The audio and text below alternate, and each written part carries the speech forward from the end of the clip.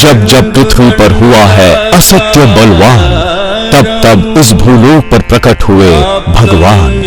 ऋषि मुनियों, साधु महात्माओं, संत मनीषियों की इस पवित्र धरती पर धर्म की स्थापना और लोक कल्याण के लिए हर युग में किसी न किसी रूप में ईश्वर का प्रागट्य होता आया है और पवित्र आत्माओं में ईश्वर का अंश उतरता आया है।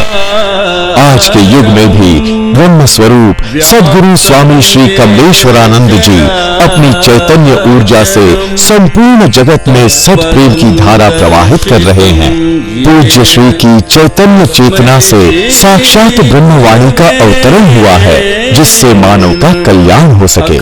मंत्र तंत्र यंत्रवेत्ता, विविध गोपनीय रहस्यों के मर्मज्ञ और समस्त मूलभूत समस्याओं का निराकरण उपलब्ध कराने वाले परम पूज्य स्वामी श्री कमलेश्वरानंद जी का लक्ष्य है पृथ्वी पर प्रेम की उपासना, आत्म जागरण और समस्त प्राणियों का आनंदमय जीवन। ऐसा जीवन जो शारीरिक, मानसिक, आर्थिक, पारिवारिक आदि हर प्रकार के तनाव से पूरी तरह मुक्त हो। इसके लिए पूज्य गुरुदेव श्री कमलेश्वरानंद जी विभिन्न प्रकार की दीक्षाएं प्रदान करते हैं।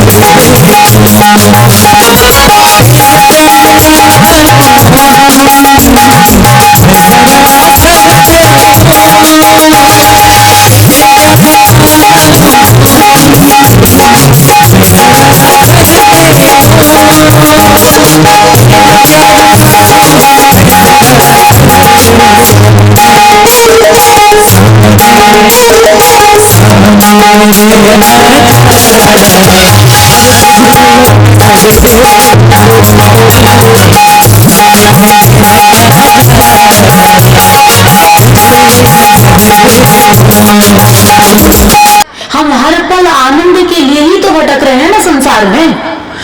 हर दिन का प्रयास जो होता है सिर्फ इसीलिए तो होता है ना कि हम सुखी हो सके, हम आनंदित हो सके। और जब आनंद हमारे अंदर ही है, संसार को निभाते हुए जब सार को जीना शुरू करोगे, तब जाकर के सच में आनंद का बोध हो पाएगा। जो बुद्ध को हुआ, जो राधा को हुआ, जो मीरा को हुआ, जो तुलसी को हुआ। तुलसी ने रामचरितमानस ऐसे ही नहीं लिख दिया, वो बोध में गए।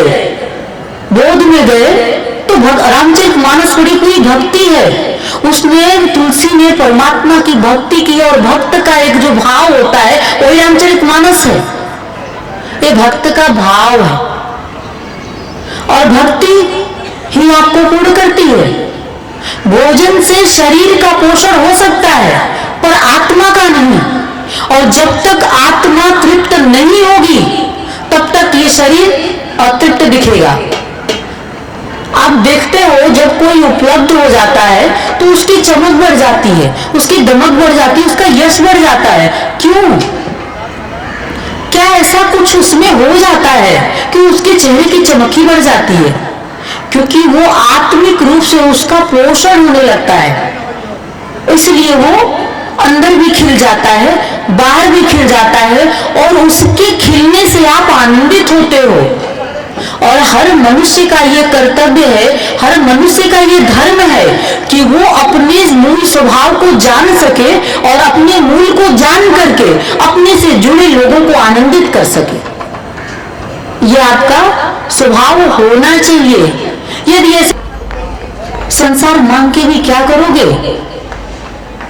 पुत्र मिलता है और एक दिन समाप्त भी हो जाता है। यह आवश्यक नहीं है कि आपके जीते जी वो जीवित ही रहे।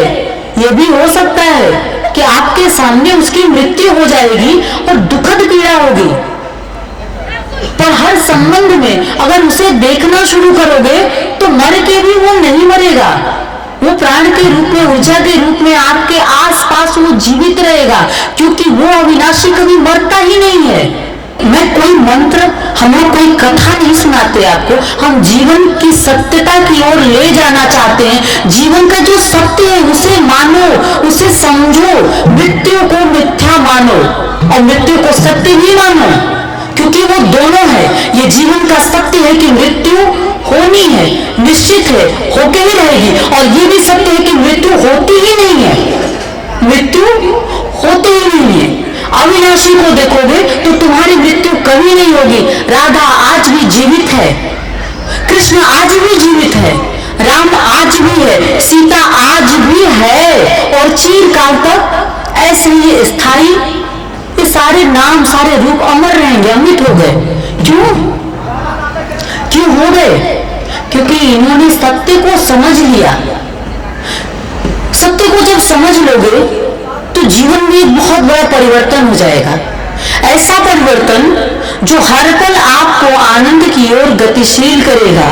हर पल चिंता से मुक्त होगे। हर चिंतित व्यक्ति को देखो बहुत दुखी रहता है, तो जब इस ओर चलोगे तो चिंता से मुक्त हो जाओगे, बुद्ध की तरह चिंतन की ओर जाओगे। चिंतन हमेशा व्यक्ति को सुखी करता है और चिंता हमेशा दुखी। दुख आप नहीं चाहते हो, दुख आप भी नहीं चाहते हो, सब सुख चाहते हैं, पर मैं कहती हूं न सुख में जाओ न दुख में जाओ, इन सबके पार एक जोन है आनंद का, जो सिर्फ ईश्वर से ही मिलता है, और वो ईश्वर आप में ही समाहित है। आप संपूर्णता के साथ उसकी ओर चल सके। मैं आप सभी से हृदय से बस यही प्रार्थना करती हूं, और आप सबसे निवेदन भी हाथ जोड़ के करती हूं कि अपने हृदय में जो बुरे विचार छुपे हैं, हृदय में विचार होता नहीं है, मस्तिष्क में विचार होता है पर हृदय में उतर जाता है। जब भी मस्तिष्क में कोई विचार आता है तो हृदय में उतर जाता है, और भाव तुम्हारे वैसे ही हो जाते हैं, और भाव का ही परिणाम तो तुम्हारा जन्म होता है। जैसे विचार उठते हैं, जैसे भाव उठते हैं, वैसे ही जीवन आपका हो जाता है, वैसे ही और आप गतिशील होते चले जाते हो। भाव चाहिए, कुविचार नहीं चाहिए, सद्विचार चाहिए, कुभाव नहीं चाहिए, भाव चाहिए। किसके लिए? प्रभु के लिए नहीं, आपके लिए। ये सारी बातें जो है किसको मिलेगा? जब ऐसी स्थिति में रहोगे तो किसको कुछ मिलेगा? सिर्फ आपको मिलेगा। आपके लिए ही हम ये सारी चीजें कह रहे हैं। आप जानते हो कि आपको ही मिलने वाला है, फिर भी आप क्यों नहीं समझते हो? क्यों उसे छोड़ देते हो जो सिर्फ आपके लिए है? मैंने कभी किसी को भी ऐसे तड़पते हुए नहीं देखा है जैसा कि ईश्वर हम जीवों के लिए तड़पता है। वो जितना प्रेम करता है, कभी कोई जीव तुम्हें प्रेम नहीं कर सकता है, कभी नहीं, कर ही नहीं सकता है। स्थूल रूप में भी देखोगे तो गुरु से ज्यादा तुम्हें कोई प्रेम नहीं कर सकता है। वो तुम्हारी दृष्टि है कि तुम उसे प्रेम में लेते हो या नहीं लेते हो, पर सत्य ये है कि वो सिर्फ तुम्हें प्रेम करता है। यदि प्रेम न करता तो ऐसे क्षण निर्मित न करता। मैं जानती हूं इसका अंतिम सत्य क्या है, इसलिए बता रही हूं। निकल जाओ विचारों से, समर्पित कर दो अपने आप को पूरी तरह से, क्योंकि समर्पण में ही आपके जीवन की सच्ची परिभाषा है। समर्पण में ही आपका जीवन है, समर्पण से ही आपका उद्भव है। अभी तो आप हो पर आपका कोई अस्तित्व नहीं, अभी तो आप हो पर आपका कोई व्यक्तित्व नहीं, कुछ भी नहीं है।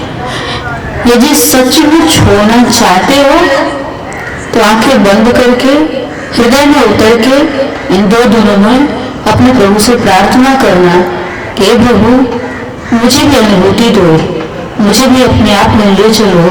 प्रभु ने मुझ में ऐसी शक्ति दो कि मैं तुम्हारा हो सकूं, मैं तुम्हें देख सकूं, मैं तुम्हें जान सकूं, मैं तुझ में हो सकूं। ऐसे भाव, ऐसे विचार लेकर के आप मेरे प्रभु को सुनिएगा। सिर्फ और सिर्फ प्रभु ही देखने की कोशिश करिएगा, तब आपको तनिक सा कुछ समझ में आ सकेगा।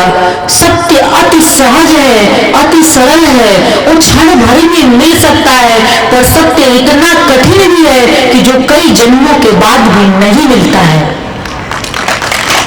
सत्य को यदि पाना है तो इसमें ये सृष्टिगत अभी आपको दिख रहे हैं, पर इस सृष्टि का संरचना करने वाला भी है वो ब्रह्म, जो खुद उद्घोष करता है ब्रह्मवाणी में, कमलेश्वर स्वरूप में मैं आया हूं संसार का उद्धार करने के लिए।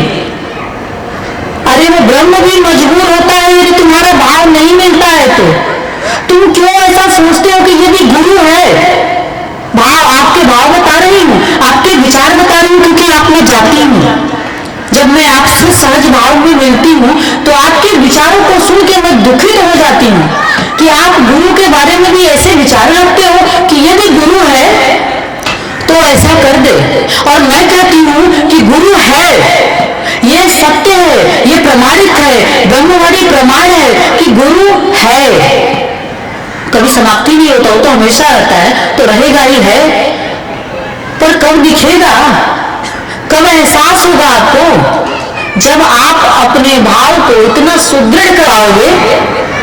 और ये सिर्फ आप कर सकते हो। प्रभु ने इतनी क्षमता तो मनुष्य में दी है कि वो अपना अवलोकन करके अपनी निराई गुड़ाई कर सके। निराई गुड़ाई तुम करो, निर्माण तो प्रभु करेगा। इसलिए तो वो स्वरूप गुरु के रूप में स्वरूप धारण करता है और जीवों के बीच में एक मनुष्य के रूप में उतर जाता है। कोई नाम होता है, कोई रूप होता है, पर इस नाम और रूप के पीछे वो सूक्ष्म सत्ता है जिसे ये आंखें देख नहीं पा रही हैं। इसलिए आंखें खोल के स्वरूप को देखो, आंखें बंद करके उस सूक्ष्म को देखो जिससे इस स्वरूप की भी संरचना है। सूक्ष्म को देखो, सूक्ष्म को शरीर में देखोगे तो शरीर से एक सम्मोहन बनेगा। सम्मोहन क्या है? क्या है सम्मोहन? उसी से तो है, वही तो है। सम्मोहित सिर्फ उसी से हो सकते हो। यदि वो नहीं रहेगा तो सम्मोहन हो ही नहीं सकता है। जहां उसका होना होता है संपूर्णता के साथ, सिर्फ वही आपको सम्मोहित करता है। कृष्ण के रूप में उसने संपूर्णता के साथ संसार को सम्मोहित किया, अपने प्रेम में भर लिया सबको, अपने प्रेम में बांध लिया सबको। एक सम्मोहन ही तो था और उस ऊर्जा से कितनों को पूरा भी किया और उसी ऊर्जा से कितने अधूरे भी रह गए, क्योंकि उनकी दृष्टि ऐसी नहीं थी, उनकी भावना ऐसी नहीं थी। मैं ये चाहती हूं कि आप में हर एक व्यक्ति ये सोचे कि मुझे अर्जुन बनना है। अर्जुन की बात प्रभु के चरणों में समर्पित होना है, अपने हृदय में उसे स्थान देना है, न कि दुर्योधन की तरह युद्ध करने के लिए खड़ा होना है। यदि युद्ध के लिए कुरुक्षेत्र में युद्ध करने के लिए खड़े हो जाओगे तो हार तुम्हारी निश्चित है, क्योंकि उसके सामने कौन जीत सकता है? अरे जीतता तो सिर्फ वही है। इसलिए न राम, न कृष्ण, न बुद्ध, न महावीर, लेकिन उससे कम भी नहीं हमारा गुरु आपके बीच में स्थापित है, आपके बीच में चैतन्य है, आपके बीच में उपस्थित है, आपको अपनी ऊर्जा से संपूर्ण करने के लिए। अब मैं आप सभी से हाथ जोड़ करके प्रार्थना करती हूँ कि संपूर्णता के साथ आप मेरे प्रभु को अपने हृदय में धारण कर सके। आइए एक बार प्रेम से बोलते हैं, जय श्री नारायण। परम पूज्य गुरुदेव स्वामी कमलेश्वरानंद जी का संकल्प है एक ऐसे समाज का निर्माण करना जिसमें हम सभी स्वावलंबी हो, आत्मनिर्भर हो। इसके लिए पूज्य गुरुदेव ने ब्रह्मानंद बाल विकास केंद्र की स्थापना की है। ध्यान योग जन जागृति सेवा संस्थान द्वारा संचालित ब्रह्मानंद बाल विकास केंद्र में उपेक्षित, निराश्रित, अनाथ और दलित वर्ग के बच्चों को बचपन से ही शिक्षा दीक्षा प्रदान कर उनका सर्वांगीण विकास किया जाएगा। शिक्षा और उचित संस्कार के अभाव में जो बच्चे भीख मांगने, चोरी करने, जेब काटने या फिर और कोई अपराध करने के लिए विवश है, उन बच्चों से उनका बचपन छीनने के लिए किसी न किसी रूप में हम सभी दोषी हैं। ब्रह्मानंद बाल विकास केंद्र के माध्यम से हमें अवसर मिला है इन बच्चों के लिए कुछ करने का, इनके होठों पर मुस्कान सजाने का, इनका भविष्य संवारने का। तो आइए हम सभी पूज्य गुरुदेव स्वामी कमलेश्वरानंद जी के संकल्प को पूरा करने में सहयोग करें और शिक्षा, दीक्षा और मानव कल्याण के इस महायज्ञ में अपना भरपूर योगदान करें। आप अपना योगदान भूमि अथवा धन किसी भी रूप में दे सकते हैं। योगदान के रूप में आपका दान बैंक ऑफ इंडिया की किसी भी शाखा में ध्यान और जन जागृति सेवा संस्थान के अकाउंट नंबर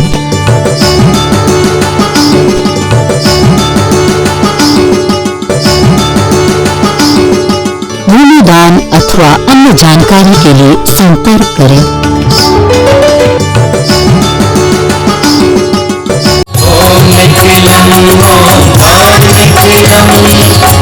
निखिलम गुरु